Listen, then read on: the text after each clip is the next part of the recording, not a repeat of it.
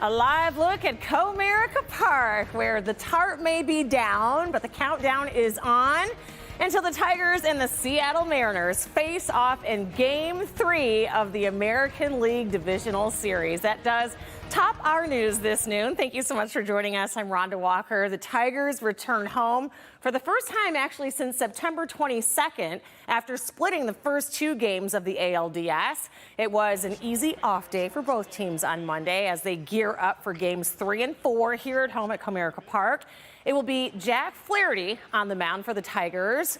The first pitch is scheduled for 4:08. Tigers manager A.J. Hinch says his team is ready to feed off the home crowd. I think our guys will enjoy being back in Detroit. You know, put on the English D, the white unis. Our crowd should be electric. I'm proud of our guys for enduring the last couple weeks with, you know, some good baseball to get us here. And as thousands of fans are in downtown Detroit right now, Detroit police are also stepping up security to make sure everybody stays in line and stays safe. You'll also notice extra officers on patrol. There will also be more officers that you won't see, keeping a watchful eye on everyone while undercover. So here is a few things that you need to keep in mind if you're heading downtown. Have a plan, know where you're going, parking. Again, we have a number of officers out there to help you, guide you, and direct you how to get in the downtown area. If you are parking, look for lawful parking where it's in a lot.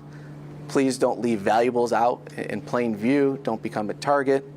If you see something, say something. But again, we're excited. This is great for the city of Detroit. We have an extremely safe downtown area, and we're happy for the Tigers. In less than an hour, the Tigers are putting on a big pregame block party outside of Comerica Park as part of the festivities before Game 3. You'll have food trucks and all kinds of fun to enjoy with music, live entertainment, all that good stuff.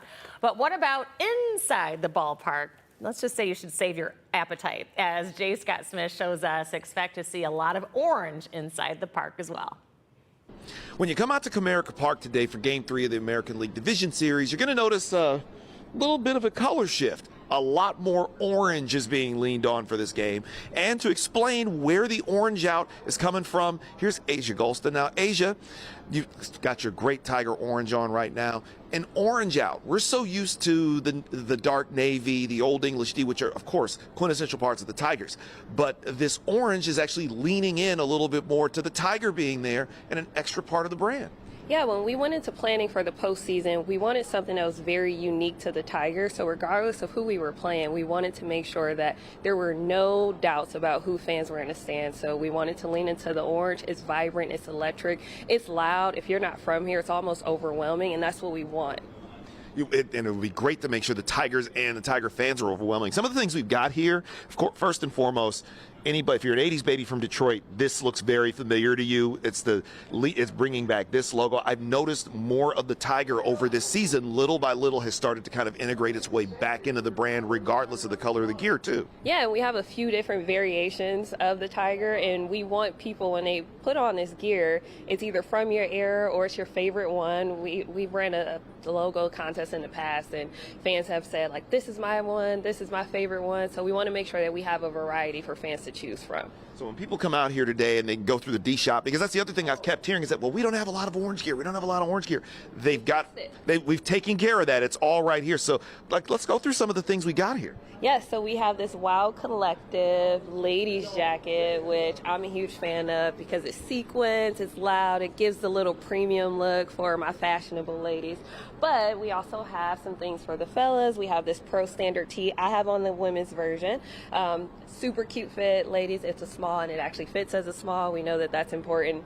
And then we also launched the Tigers versus Everybody collaboration. We rolled this out last week. The fans had it on Columbia Street yesterday at the drone show. So super excited about this collaboration. It's typically the Detroit versus Everybody, but for this one, we went Tigers versus Everybody. And besides, nothing is more Detroit than the Detroit Tigers anyway, so it totally makes sense. Exactly. So I see we got the hats here. There's the rally towels. That those are going to be given out during the game today as well. I've actually got that orange hat that's sitting back there with the Tiger on it. So much of Detroit's identity is tied to the Tigers, and it feels like that more than ever now, the Tigers are really leaning into that. Absolutely. We joke all the time that the Old English D no longer just belongs to us. It's for the city.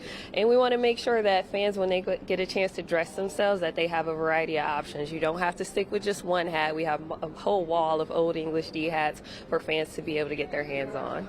So if you're going to be coming out here today to see the Tigers playing Game 3 of the American League Division Series, first pitch is at 4:08. The block party is going to get started 3 hours before the game. And the same thing goes for tomorrow in Game 4. And make sure that you're always wearing your orange when you come out here for these postseason games. We're at Comerica Park. I'm Jay Scott Smith for Local 4. Or if you're just at work.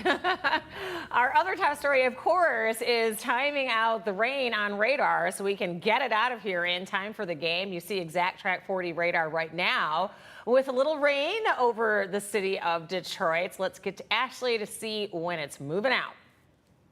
So some much needed wet weather, probably not as much rain as we need, but we hold on to that isolated scattered rain chance throughout at least the middle part of the afternoon. What will be more noticeable will be the temperatures as we are falling behind a cold front. In fact, temperatures will be sliding throughout the afternoon where we've already hit the peak heat of the day. So rain chances will be pretty scattered throughout at least the midday hours. And so make sure you still have that umbrella on hand. Otherwise, temperatures will continue to fall this afternoon. And then we have a high pressure system building in that brings sunshine, but we stay in the 60s ahead. How long we'll stay dry? We'll have that in your full forecast just ahead.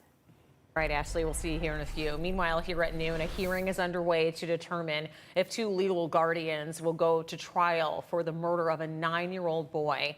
Sherman and Sam Guda Jones are charged with felony murder, torture, and involuntary manslaughter. Prosecutors say that the couple hid the child named Owen from the world while inflicting horrific abuse. The medical examiner says that Owen died from untreated pneumonia, and prosecutors say Child Protective Services received multiple complaints but never investigated. Today in court, a police officer described the boy's condition when he was taken to the hospital. There were a lot of marks from pretty much head to toe all over his body, front and back. There was bruising on the back of his head, almost like bed sores, and on his backside. Absolutely breaks your heart. Our Erica Erickson is following today's proceedings in court, and she'll have a live report for us when you join us again on Local 4 News first at 4. Also new at noon, 2 men charged with a deadly shooting at Skinner Playground on Detroit's east side are headed to trial. Brandon and William Wheeler are charged with the murders of a 4-year-old boy and an 18-year-old. A 17-year-old was also hurt. Investigators say that a drive-by shooting at the playground was a result of a fight on a city bus, but the victims didn't know the suspects. This morning, the judge determined that there was enough evidence to send the case to trial. Detroit police continue to search for the alleged shooters in a deadly drive-by shooting on the city's west side. This happened yesterday morning on Littlefield near West Chicago and Schaefer. Police say that the teen got into some type of argument and then someone in a blue Lincoln SUV started shooting. A 14-year-old boy died. A 17-year-old is in the hospital. If you know anything about this incident, you're asked to contact Detroit Police or Crime Stoppers and remain anonymous at 800-SPEAK-UP. A community vigil is planned for tonight to honor the victims in the Blanc church attack. The city will recognize the heroic actions of the first responders as well after 4 people were killed and 8 others were hurt. The vigil's Blanc High School football field will be where the vigil is held. The doors will open at 6 p.m. tonight, and then the event will get underway at 7, and everyone is welcome. They just ask that you leave any bags or any candles at home. Investigators negotiators for Israel and Hamas are meeting again today for high-level talks in Egypt on President Trump's peace plan. The talks resuming on the 2nd anniversary of the October 7th Hamas attack on Israel. NBC's Alice Barr has the latest from Washington. This morning, as Israelis mark 2 years since the Hamas terror attacks that killed 1,200 people while taking 250 hostage. It's like an open wound. The hostages, I really can't believe it's been almost 2 years. It's been 2 years.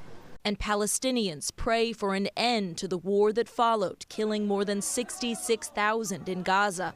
According to health officials there, finally signs that peace could be near. We have a really good chance of making a deal, and it'll be a lasting deal. Israel and Hamas working through the details of President Trump's 20-point peace plan, with Arab mediators in Egypt shuttling between the two sides. We have just about every nation working on this deal. Under the agreement, Israel would stop the war and gradually withdraw from most of Gaza, provided Hamas frees all 48 of its remaining hostages, 20 of them believed to still be alive, disarms and leaves power. That last provision, long a central sticking point, still an open question, leaving hostage families suspended between hope and dread. We cannot let another deal collapse.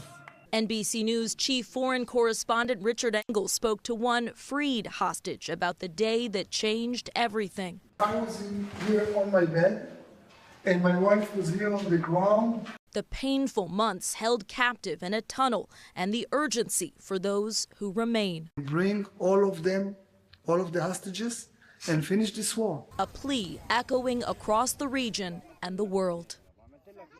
U.S. Special Envoy Steve Witkoff and President Trump's son-in-law Jared Kushner are in Egypt and expected to join the negotiations after mediators talk through the outcome of their first-round meetings with Israel and Hamas. In Washington, Alice Barr, NBC News.